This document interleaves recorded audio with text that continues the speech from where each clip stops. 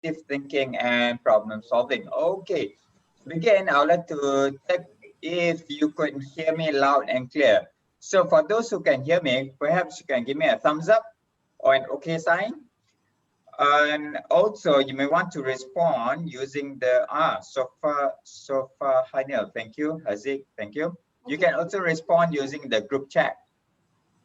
So the ways that we're going to communicate is either through the group chat or you can just turn on your microphone and speak to me. Okay, now, all right, so I'm getting all okay. Right, ladies and gentlemen, I would like you to imagine that tomorrow morning when you wake up, get into your car and you start driving. Now, you notice that the cars around you are of the same model as yours. Not just the same model, but the same color as well.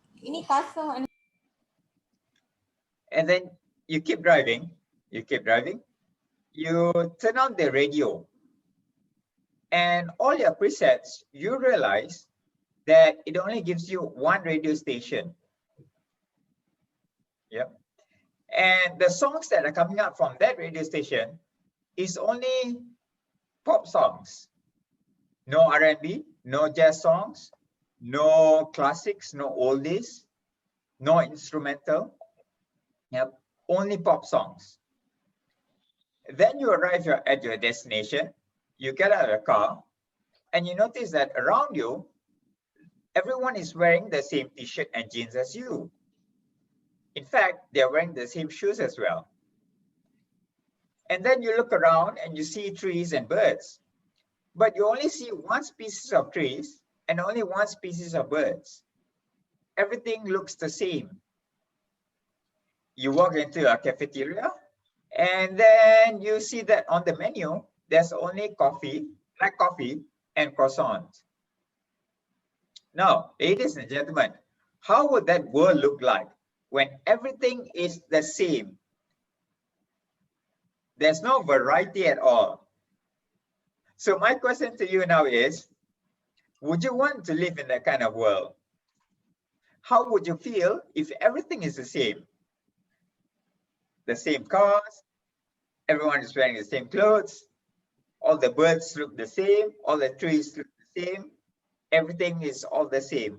There's no variety at all. So how would you feel? That is my first question to you. How would you feel if everything is monotonous and everything looks the same? Everything is uniform. Boring. Okay, I get that. Boring. Then there's another response saying that. Okay, yeah. So I have four responses saying that it's going to be boring. All right, fantastic. Thank you very much. Now, my next question to you is, sorry, let's tune into YFM. Okay, so what is YFM? It is not BFM, it is not Hot FM, it is not Light FM. Let's tune into YFM.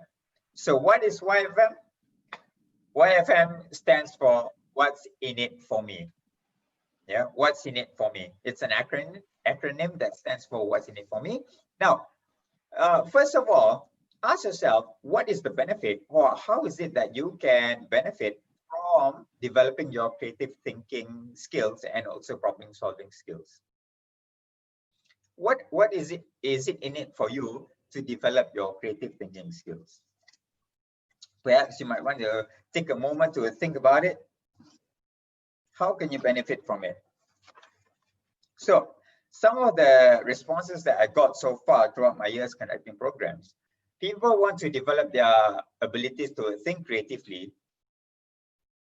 The most common answer would be to solve problems. Some of them will say that it's because maybe they want to make more money. Okay, we'll see how that is possible. You want to develop better products or services. You want to be a more interesting communicator. Maybe you're a teacher or you're a facilitator yourself in your company, or maybe you yourself are a content creator. Perhaps you might want to add more fun and make your life more interesting. So perhaps that is why you want to develop your creative thinking abilities. Also, being able to think creatively is actually therapeutic, or rather engaging in creative activities. For example, painting, doodling, sculpting, drawing, sketching is actually therapeutic, and perhaps that is something that would be of benefit to you. Okay, maybe also you want to engage better with other people. You want to express your thoughts and emotions better. Uh, Freedom. Now, when you're able to think creatively, you give your mind freedom to roam. Yeah. Later we'll talk about it. For example, when you mind map or brainstorm, you allow your mind to roam. You're not in the constraints of thinking logically or analytically. When you think creatively, you let your mind just go wild. Yep. Also, perhaps you might want to unlock your hidden potential. So these are some of the reasons that you want to develop your or enhance your creative thinking and problem solving skills. All right. There could be others. I don't know. Perhaps you might want to share with me. What are the benefits? Okay, it helps you to increase your knowledge as well. Besides help to solve your exactly. Thank you, Elaine Chi. Is that Elana Chi? Thank you very much. We have one response here. It says that it helps her to increase her knowledge. Fantastic, great. Now, everyone is born creative. You were 4 years old before, you were 7 before, you were 10 before. Can you remember how creative you were? That is simply because you did not understand the concept of risk or errors or mistakes. Yeah, everything was fun, everything was colorful, everything was possible. Okay, now, so let's get started. Let me show you some slides and then we'll get started immediately. Okay.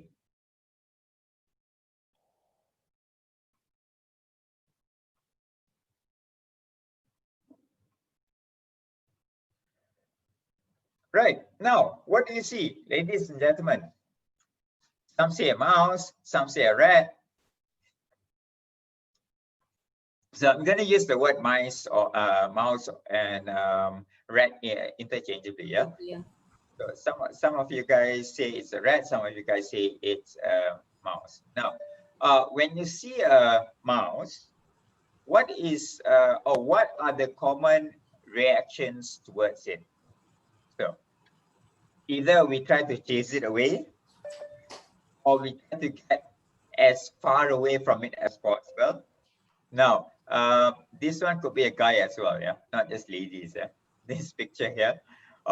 Some of us perhaps we want to catch it, yeah, and get rid of it. Right. These are common responses when we see a mice or a rat. How many of you, when you see a rat or a mice, you thought about this, or this, or this? Yeah. Family registration form. Right. Okay. Now, so when you see a rat or mice, you might think about Mickey Mouse. Someone was creative enough to think about a cartoon character. Someone else had the thought of turning it into a movie. This is Stuart Little. And then you have the famous Tom and Jerry, and you have Ratatouille. Right? So creative thinking is seeing the same thing but thinking differently. So we all see a mouse, we all see a rat. But what do we think about? What is our response when we see this creature? Yeah, common thoughts, common responses would be catch it, avoid it. It brings disease. But some of us think that, hey, let's turn it into a cartoon character. Let's turn it into an animation. Let's turn it into a movie. Yeah.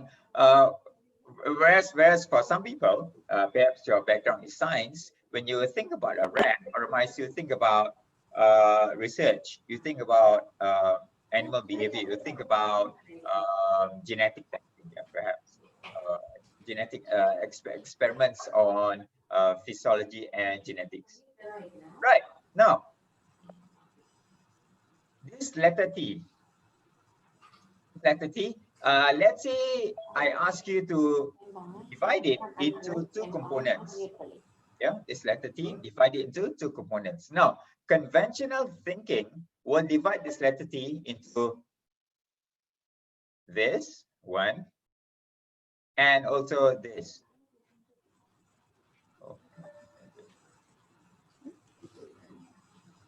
Right? So this is conventional thinking, whereby if I ask you to break down the letter T into two components, you will break it into 1 and 2. Lateral thinking, instead, you might think this way. The letter T is comprised of two components, which is this 1 and 2. Now, if you combine it, you will also get the letter T. And perhaps some of you think that it's made up of these two components, 1 and 2. Yeah. So the first one, this one, is conventional thinking. No harm thinking this way. This is how we were taught. This is how we were trained.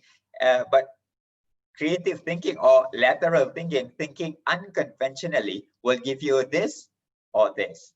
All right. So, ladies and gentlemen, question now is, how do we break the old habits of thinking? How do we break habit-bound thinking? Oh yeah, some people think about, oh, we have responses are great. Chanchurut, okay, cute animal, Ratatouille, Tom and Jerry, great, fantastic. So you're familiar with the images that I showed you just now, right? So because we went through a system that taught us how to read and write and how to reason and find the explanation behind things, we moved away from being creative to more of being a critical thinker, especially when we got into secondary school and more so when we go into university. Yeah, right. So there are things that we do since we were kids repeatedly, and it has become a habit. Yeah. So let's break this habit-bound thinking so that we are able to think more creatively and we challenge our brains to do things differently. Right? Now, can I get every one of you to cross your arms? Yeah. So bring your two arms together and cross your arms. Now, notice which hand is on top. Is it your right hand or is it your left hand?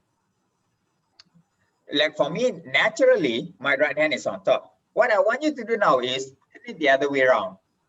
Put the other hand on top. So now, does it feel awkward? Yeah. Yeah, some of your right hands are left. Now, if you turn it the other way around, does it feel awkward? Yeah. Okay. So for some people, maybe it feels awkward. Now, that is because since we were small, we cross our arms only in one way. Let's try doing it the other way. Right? Okay. Similarly, cross your fingers. All right. Cross your fingers and notice which index finger is on top. Is it the right or is it the left? For me, it's the left. Okay. Now, what I want you to do is I want you to switch. Turn it the other way around and put the clasp, or rather put your fingers together. All right, the other way around. And is it awkward? If it's awkward, it means it's a new thing for you. It's a new experience. So these are the things that we can do to break our habit-bound thinking. Yeah. For example, if you stir your coffee or tea, if you stir it in a clockwise manner, what you can do is you can stir it the other way around. Yeah. What else? Okay, now what I want you to do is I want you to grab a pen or a pencil, yeah, and get a piece of paper. Okay, ladies and gentlemen, with your dominant hand, yeah, the hand that you usually use to write the words or the sentence, how are you? Yeah, with your dominant hand, you write down, how are you? Right? So let's just take a few moments to write, how are you? Okay, so that's very easy. Yeah, not challenging at all. Now, what I want you to do is you change the pen to a non-dominant hand. Yeah, and you respond to the question. So, for example, I'm feeling well, thank you. You write it with your non-dominant hand. Like so, for me, it'll be my left hand. So let's take a few moments to write it down.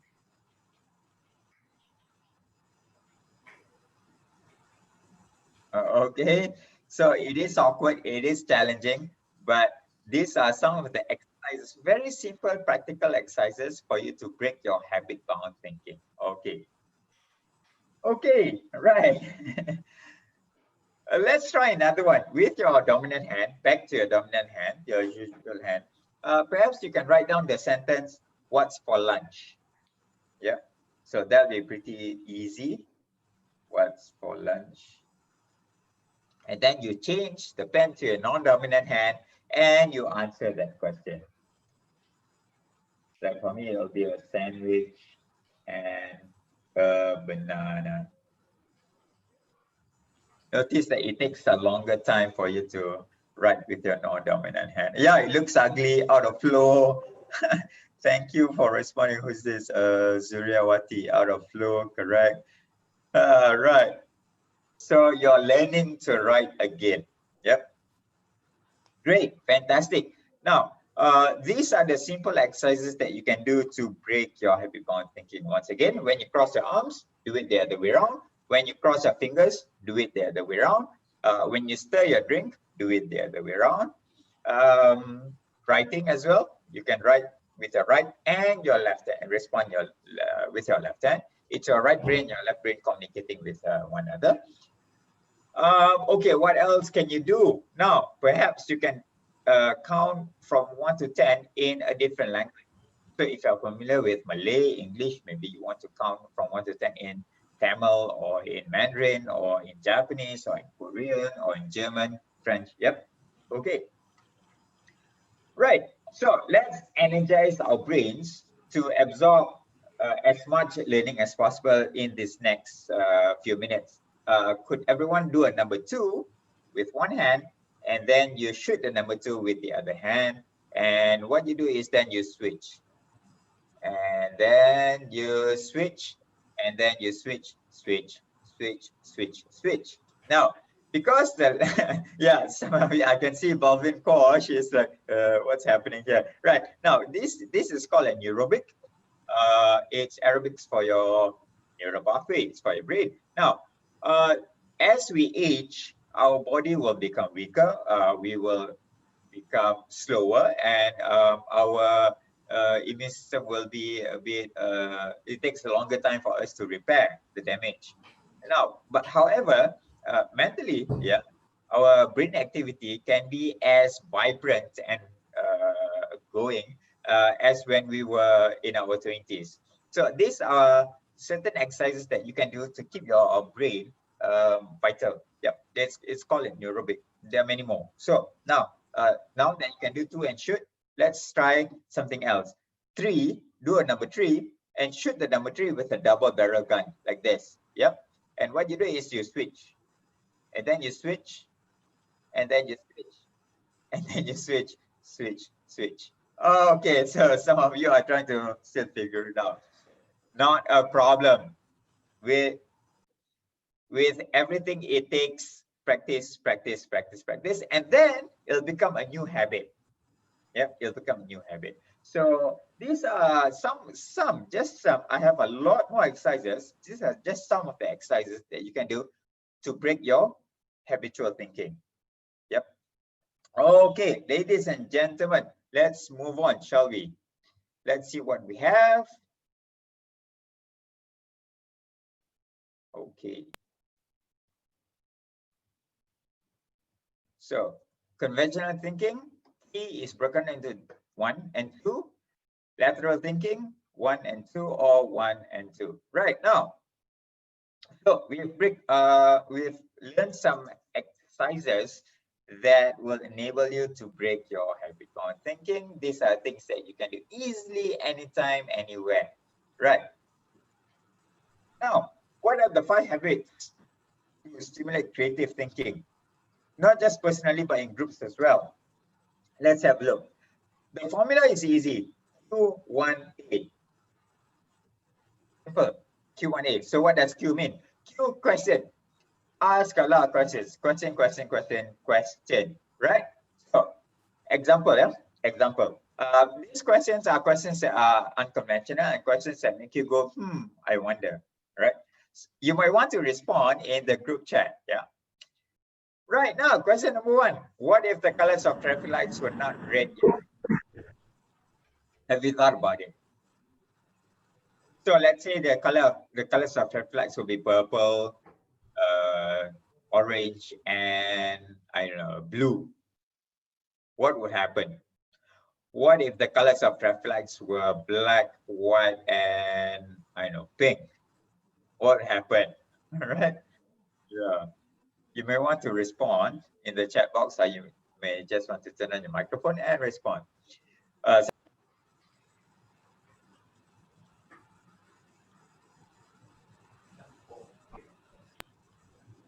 Okay, some of us say that we'll be confused.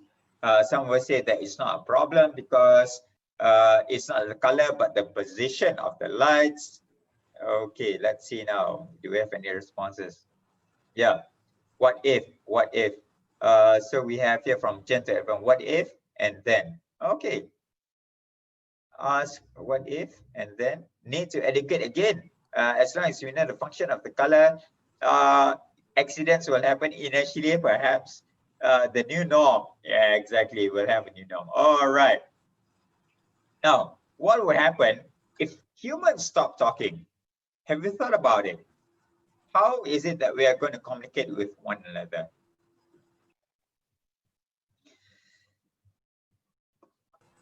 Is everyone then going to be using sign language? Are we going to be touching each other more to feel each other? Or, yeah, silence. We are going to write more. We're going to text more. Perhaps, it's going to be a quieter place. That is from Shida. We'll use the phone more, text more. Okay, AI. So Victoria says that we'll be using AI instead. Okay, or perhaps we might go to the conventional body language, facial expressions, and gesture, and touching more. Or we use pictures, text, video call, we play games. Okay, right. What about this one? Have you thought about it? What would happen if animals could talk? Have you thought about this question? What if animals could talk? What would happen? It'll be interesting. Scary. So scary. Oh my God, it's scary. I'll be happy. So, okay, right. Humans have more friends. Okay. Now, what about this one? What needs to be invented? Animals will be cursing humans. What invention is missing in this world? What gadget or machine that hasn't been invented that you wish someone would invent? Is it a big robotic arm that can remove cars from accidents? Travel in time, flying car, time travel. Okay. All right. Next question. Last one. What 3 things that you would do if you can be invincible for 24 hours? Right. Okay.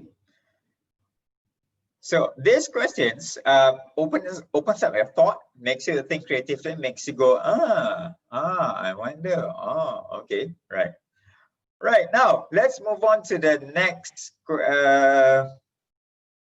acronym, the 5 habits, the next habit, sorry, to stimulate creative thinking. So we've covered questioning. Now, let's talk about observing. Yep, let's talk about observing. So, ladies and gentlemen, I'm going to be showing 10 animals. Yeah, what you do is that after I've showed all the animals, you can write down in the chat box, or you can respond to me by turning on your microphone. What invention was inspired by this animal? Yeah, What invention was inspired by observing these animals? Right, let's go to animal number 1. It's the bat. What invention was inspired by the bat? Okay, some say plane, some say vaccine, sonar, Batman, night vision, its echolocation. Next is the chameleon, the reptile that's the lizard that's able to change its color. Fashion, oh, fashion, color, okay, right. It is camouflage, yeah, camouflage. Okay, invisible suit, okay. Third animal, this is a caribou. Yep, caribou. The invention that was inspired by observing the caribou's hooves or feet would be Santa Claus Kana. Yeah, very nice, very creative. Kyrone Jasmine. It's snowshoes. Yeah, snowshoes. Okay, what about this? The flying squirrel. What do you think? Yeah. Oh, no, coat, no. For the flying squirrel would be, yes, your wingsuit or a parachute. The abalone. Now, this abalone is a shellfish. It's stuck to a rock in the sea. Sushi. Abalone. Okay, so what invention was inspired by this abalone would be the suction cup. The Malays will call it the pelocho. Yeah, the suction cup, whereby you have this rubber cup. You put it on a surface that is hard and smooth, and then you pump air out of it, and it becomes vacuum. Right? Suction cup. What about this? The squid. Any guesses? What invention was inspired by the squid? The answer would be so no, not sambal sotong, tempura, spray bottle. Nice. I like the responses. The pen. No, it's the jet propulsion. Yeah, jet propulsion. Yeah, it's because squids, their locomotion is based on squirting water out, and that is how it propels the squid to move forwards. Yeah. Okay. What about the hummingbird? The only bird that can fly backwards. The hummingbird inspired Hunger Games. Yes, Muhammad Hafiz, it's the helicopter. Fantastic. Thank you very much. Okay, next we have the armadillo.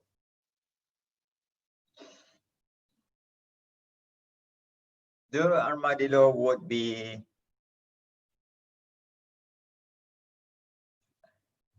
a tank. Yeah, a tank or a shield and armor. Yeah, fantastic. Ali said an armor. Yeah, and Sandora said tank. Exactly. Fantastic. And what about the scorpion? The scorpion. Any responses? Fight. For the scorpion, it will be the hypodermic needle. Yep. What do you call that? Jarum suntikan. That's what they call it in Malay. It's the hypodermic needle. Okay, and for the shark, one thing about the surface, the shark skin is that because of its electrostaticity, the skin of the shark does not allow bacteria to grow on it. Yeah. So it's because the shark skin surface, the properties is in a way that well, if you look under microscope, that's what they did. They looked under microscope and they found that it does not allow for germs, a common word, a layman's word for microorganisms, for germs to stick on it and colonize it. Yeah. So they created a plastic sheet that mimics the surface of a shark skin, and they use that to layer medical devices so that it is sterile, so that it does not allow for bacteria to grow. Okay, right. Next, what do we have? Networking. All right, networking meaning say that you interact with people, diverse groups of people, people from many countries, people from different backgrounds, people from different educational backgrounds, different personalities, different gender. That is when you get so many different perspectives and so many different ideas. All right. What about the next one? Experimenting. Now, experimenting, it doesn't mean that you need to put on a lab coat and you need to use test tubes and use chemicals, acids, and alkali. Experimenting simply means just fiddle, just play around with things, just mess around with things. For example, a good example would be the kitchen. Yeah, you try different recipes, you try to tweak and adjust the recipes, try new methods. Exactly. You experiment with things that are already broken. You experiment with musical instruments. You experiment with perhaps your lifestyle, your diet. You try this diet, try that diet, try this, try that. Yep. So one thing about experimenting is that you need to have the interest or the courage to experiment. You need to be able to now think like a kid and get into the psyche of wanting to try out things. Yep. Now, it doesn't matter whether you can paint well or draw well or sculpt well. It doesn't matter, or sing well or dance well. The idea here is to just do it. Yeah, to just do it. So the next one is associating, whereby you think some of the I would say experts or authors when it comes to creative thinking use the word bisociating, whereby you take two unrelated objects and you put them together and you come up with a new idea or a new product. Yep. For example, okay, now just stop share. Okay, for example, you take a sofa, you try to combine it with a bed, and what you get is a sofa bed. And then perhaps you, okay, a good example would be Walt Disney. He had a few studios. So one studio was creating cartoons and the other animation, and the other studio was creating full-length feature films. So when he tried to connect the dots, yeah, when he tried to put two and two together, he thought, why not make animation as long as films, as movies, yeah, which is about an hour and a half. So lo and behold, there you have Snow White and the Seven Dwarfs. Yep, the first animation from Walt Disney, which is feature length. Yep. Otherwise, cartoons will be what, 5 minutes, 7 minutes, 10 minutes. When you think about Tom and Jerry, yeah, it's not up to an hour and a half. So that is when you try to make associations between two different objects or two different ideas. Yeah. So once again, what are the 5 habits that you can do to start thinking creatively or to exercise your creative muscle? Question, ask questions, what, why, when, who, just ask questions. But also this goes back to the culture at home or the culture at the workplace. If you start asking a lot of questions, can people take it? Yeah, if you're very inquisitive. So what does our culture support an inquisitive mind? That is something we can take into consideration as well. So number 1, question. Number 2, observe. Yeah, for example, observe nature and see what ideas that you can get from it. There are many stories about how people simply by observing things, they got really creative ideas. Example with Velcro, but I'll share the story with you later if we have time. Okay, the third one is networking. Get to know people from various backgrounds.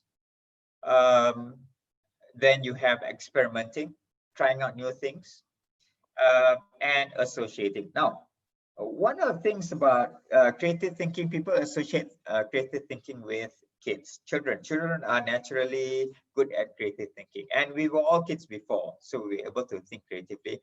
Try to bring that back. Yep. Okay, so let's see if I give you packaging waste, styrofoam, and I give you a broken pencil, I give you, and there's some building blocks lying around. For us, it is messy. It is something that we need to clear and throw it away. Yeah, for us, it's sampah, it's garbage.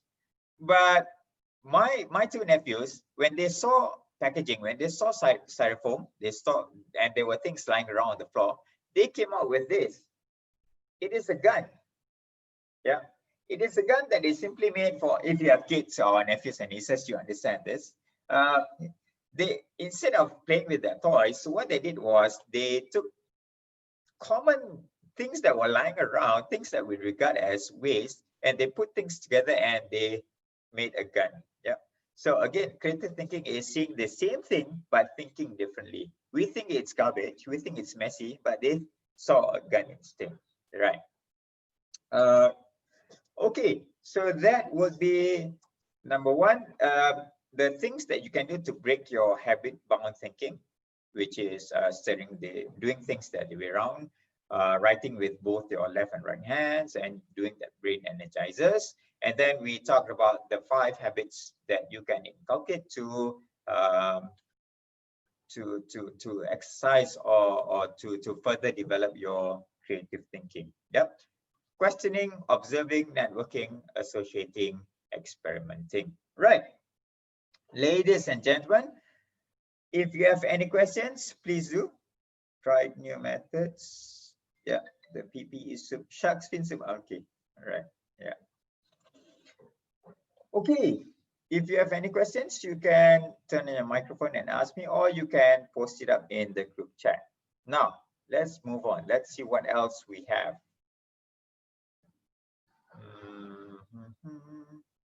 Okay, let's talk about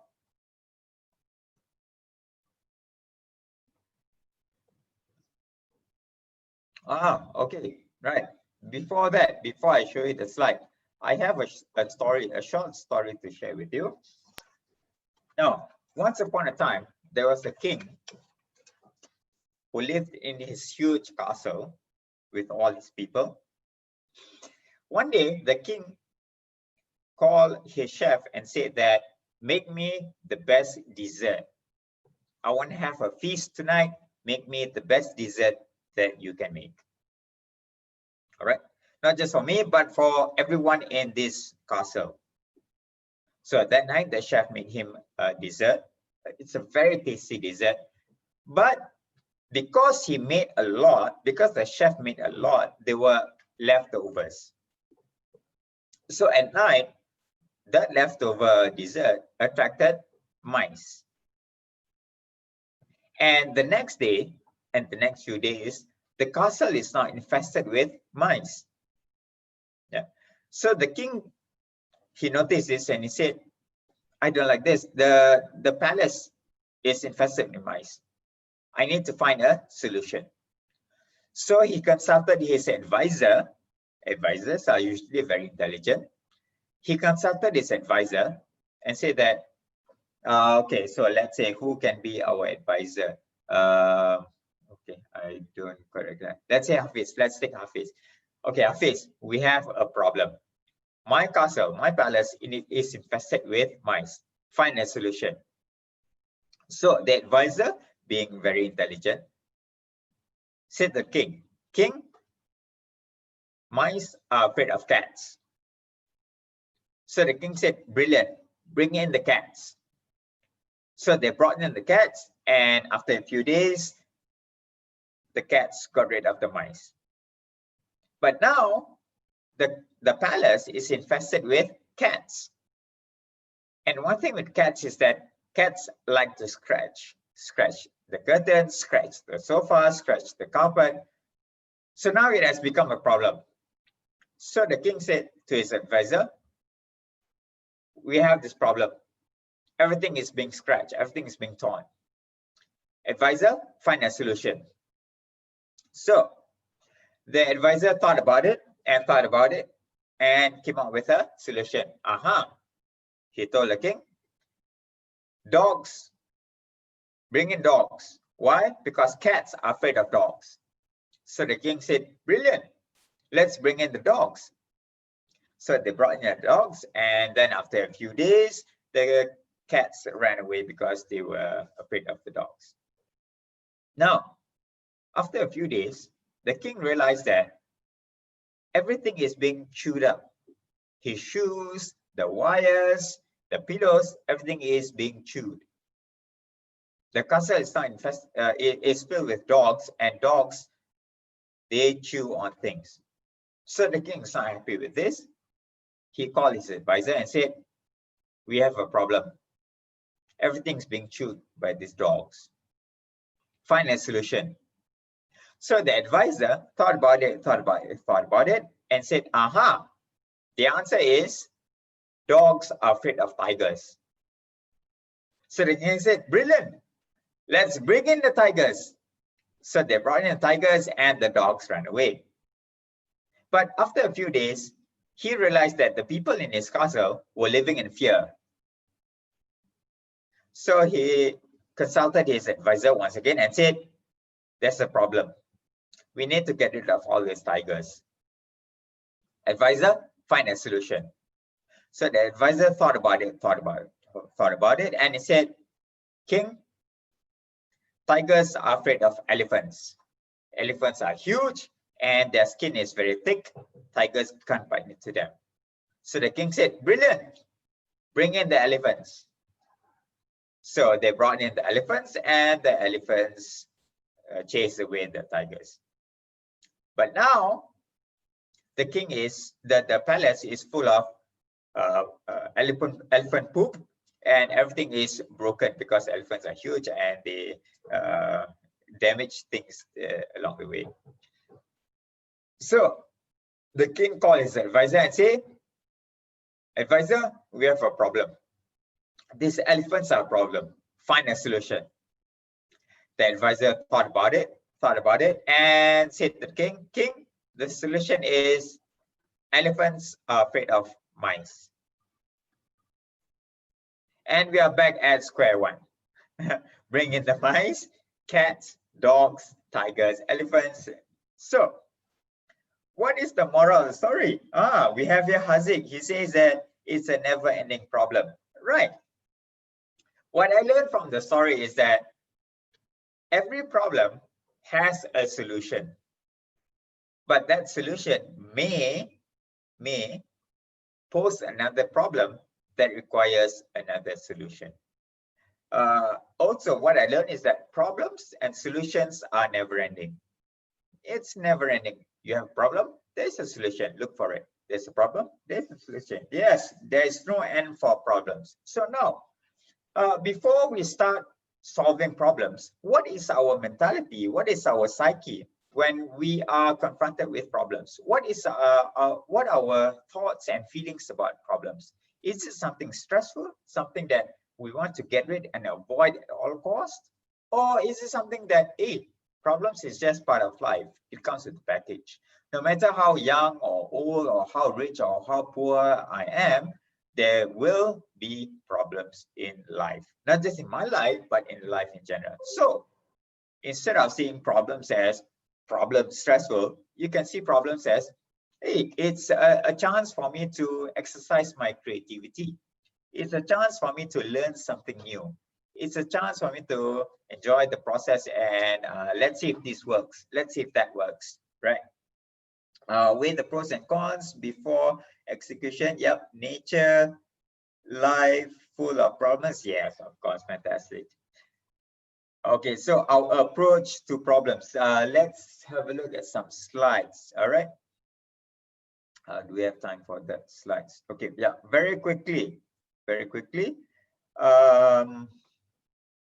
No, I don't think I would want to show. Yeah, all right. Okay, so let's continue where we left off. Initially, we use kerosene lamp, but the problem is that it requires refilling and it is dangerous. Yeah, because it uses kerosene and there's fire. The solution will be the light bulb. But what is the problem of using a light bulb? Okay, next. We wanted to go from point A to point B, so we came up with this horse-drawn carriage. But the problem is that you need to use a horse, and horses needs to be fed, and they become tired. So we invented cars, but with cars you have traffic jams. And then the next solution would be I don't know. Let's wait for Elon Musk to come up with a solution for traffic jams. And next, we have this pestle and mortar to grind food. But the problem with this is that it's noisy. Therefore, we came up with the blender. But what is the problem that can arise from blender? Okay, we invented banknotes instead of the barter system to make things easier. And then we find that with banknotes, sometimes you don't have enough. So we created debit and credit cards. But what are the problems with debit and credit cards? All right, yeah. So let's have a look at these statements. Would life be awesome without problems?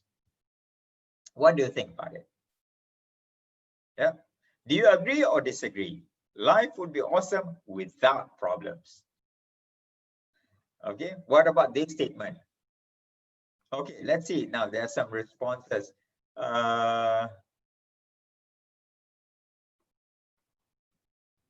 Okay, oh, sorry. There's no use talking about problem unless you talk about solutions. Agree or disagree? Yeah. Okay, let me just skip a few slides because we're running out of time. Now, I would like to share with you a quote. And I'm guessing that you know who is the author or who is the person who said this, who mentioned this. He will spend 55 minutes defining the problem and only 5 minutes finding the solution. Okay, the other quote. Okay, let's see if we have any responses. Right. Yep. The person who said this would be Albert Einstein. These two quotes are from Albert Einstein. Right. Now, when it comes to the problem, what we need to do with the problem is, besides having a positive attitude and a positive mindset, yeah, we need to tear it up, we need to dissect it, we need to reframe it, and we need to redefine it. Yeah. So what are things that we can do to attack the problem? Now, we're not looking at solutions yet. Yeah, we're just looking at the problem. Let me share with you 3 tools. It's called the One Husband, Five Wives. Is that a blessing or is that a curse? Number 2, we can use the present state and desired state technique. And also, one is what is and what is not. So when we have a problem, when you approach a problem, the first technique is the One Husband, Five Wives. What do I mean by this? Would be the how, ask how, what, who, where, when, and why. So that is what it means by the One Husband, Five Wives. You ask all these questions: how, what, who, where, when, and why. And I'm pretty sure that you're familiar with the 5 why technique by Taiichi Ohno from Toyota. Not just 5 whys, but you can go on to asking 7, 10 whys, 12, 13. It's unlimited. Why? Okay. Next is present state and desired state. So when you have a problem, for example, traffic jam, you need to keep in mind, what is it that you're trying to achieve with this problem? What is your desired state, or what is the end state? That's how Stephen Covey will say, keep the end in mind. Yeah. Okay. So one thing about thinking about problems, it can be a bit stressful. Yeah. It doesn't sound, it sounds, it looks stressful. It looks like, oh, this problem by a customer, by a client, by a boss, we need to solve it. But when you keep the end in mind, it is a picture for you to work towards. It's a vision for you to work towards too. Yeah. What the mind can conceive, the body will achieve. Okay. Next, what is and what is not. So what you do is you come up with a table and you ask yourself, what is the problem actually, and what is not the problem? Right. So for example, what is the problem? Traffic jams. So what is not the problem? What is not the problem would be, what is not the problem? Cyclists are not a problem. It doesn't contribute to a traffic jam. What about human population? Is it part of the problem? Does it contribute to traffic jams? Are there any highly populated cities whereby there are no traffic jams? So you need to distinguish what is really the problem and what is not the problem. Yeah, have those two defined. All right. So, right, ladies and gentlemen, I just shared with you. Okay. All right. So we talked about first of all, what is our philosophy or what is our mindset when it comes to problem? Yeah, is it something that is stressful, something that is burdensome, or is it something that is to you, hey, this is an opportunity for me to prove myself or for me to exercise my creativity, or it's a chance for me to learn new things. Yep. Okay.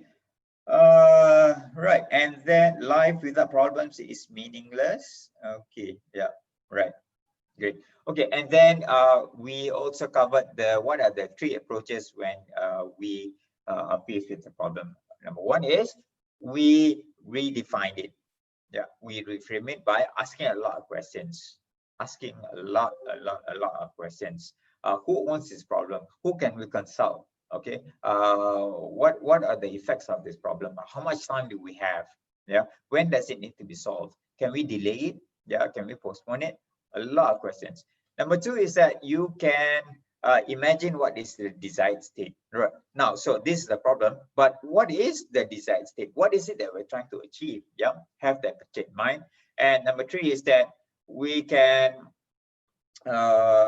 define what is actually the problem and what is not the problem. Otherwise, everything is taken into consideration. Then, everything is a problem. Yep, have that clear. Now, if you want to know more, you can we can have another session, maybe with the company or with a group. We can talk about how to generate solutions or how to generate ideas. Yep. I can teach you things like brainstorming, brainwriting, morphological matrix, yeah, 6 thinking hats. These are tools for you to generate ideas and solutions and to look at the problems from different perspectives. Also, this method is good when it comes to group think. When you want to think in a group, yeah, these methods are very powerful. Especially brainwriting and 6 hats. That is, and morphological matrix. These 3 tools are is something that I would highly recommend. Not is it only easy to use, but for me it is effective. Yep, it is simple, it's effective, and it is very inclusive. Right.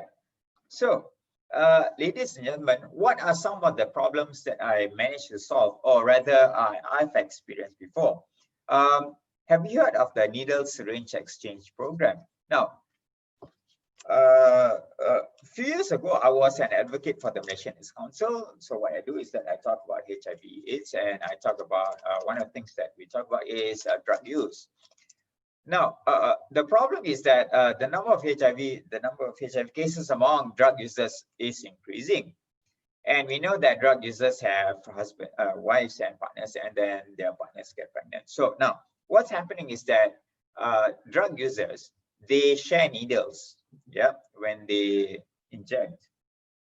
So what happens is drug user 1 shares needle with drug user 2. Drug user 2 gets all the I would say all the infections, all the pathogens, microorganisms from drug user A.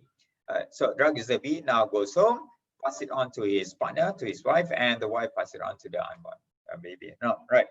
Conventional thinking will be stop drug use, solve the problem of drug use, and you'll solve everything else. However, the Malaysian Council, they came up with a different approach. They adopted the needle syringe exchange program, whereby for them, okay, so this is what is the problem and what is not the problem. For them, the Malaysian Council, drug use is not their problem. The problem was HIV infection. Because if we consider everything, then it becomes too much for us to manage to handle. So the Malaysian Council, they saw that HIV infection among drug users was the problem. Drug use was not the problem, was not their problem at least. So what they did was they came up with this needle syringe exchange program, whereby it's just a packet. containing needles, syringes, and alcohol swabs. What they did was they gave this out to drug users, provided they gave them the dirty or used needles. So this really cut down the HIV infection rates among drug users and to their partners. Now, imagine if the virus, not just HIV, but hepatitis C as well, goes from drug user to drug user and goes on to the partner and goes on to the unborn child. That will cost the government a lot of money when it comes to treatment. Yeah, it's in the thousands. But this needle syringe exchange program, this packet is less than 5 ringgit. So the argument here is that, would you want the government to spend thousands or just 5 ringgit on each individual? Yep. So that is, I would say, unconventional thinking. But with unconventional thinking, there's a lot of criticisms. There's a lot of criticism towards it. Countries that adopted this needle syringe exchange program, they managed to reduce the number of infections by 1/3 among drug users, and they managed to save millions, yeah, when it comes to healthcare and treatment. All right, so that is one of my experiences when it comes to how is it that you can look at the problem differently and come up with ideas, come up with solutions, and not just come up with the solutions, implement it and see whether it works. All right. So, ladies and gentlemen, thank you very much for your time. Thank you very much for your attention. If you do have any questions, feel free to ask. If you want me to facilitate your group brainstorming session or your group problem solving session, please do contact Liana from Excel Academy. And then also I can share with you tools that you can use to come up with ideas, to come up with solutions, and also to problem solve. All right. So, ladies and gentlemen, my name is Surin. Thank you very much for your time. I hope you learned a thing or two about creative thinking and also problem solving. There's a lot more things that I would like to share with you, but we're running out of time. And thank you very much. And I hope to see you again. I wish you all the best. Please do have fun when it comes to creative thinking. Yep. Thank you very much. Okay, thank you everyone. Thank you, Mr. Surin. We Excel Academy provide in-house training for soft skills and technical skills. Mr. Surin is one of our best trainer. So if you have any inquiry for soft skills, do contact me, Liana or Norman. And we will share the video recording after the session through email and also through WhatsApp. Do follow our Facebook, Excel Academy, and Digital Marketing Certification Malaysia, because we do provide free webinar every week. Okay, thank you everyone. Stay safe.